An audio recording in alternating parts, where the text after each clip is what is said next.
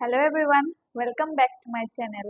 যিহেতুকে আজি ছানডে, সেইকাৰণে মই ভাবিলোঁ মই মোৰ ডে'টো আপোনালোকৰ লগত শ্বেয়াৰ কৰোঁ।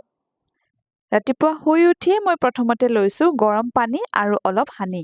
পানী গ্লাছ খোৱাৰ পাছতে মই ৰুমত ইটো সিটো কেইটামান কাম কৰি উঠিলোঁ। এয়া মই লৈছোঁ আলমণ্ডছ আৰু কেইটামান খেজুৰি।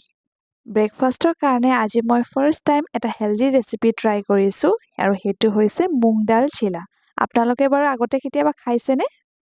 মই কিন্তু বহুত টেষ্টি পালোঁ খাবলৈ। আজি লাঞ্চৰ মেনুটো একদম চিম্পল আছিলে, দাইল, অমলেট, ভাত আৰু চালাড। যিহেতু লাঞ্চ থালিটো বহুত চিম্পল আছিলে, কিন্তু মই অলপ জুতি লগাই খালোঁ বাৰু। এতিয়া মোৰ টাইম হৈ গ'ল ইভিনিং স্নেক্সৰ কাৰণে। আৰু আজি মই বনাইছোঁ মিল্ক ব্ৰেড।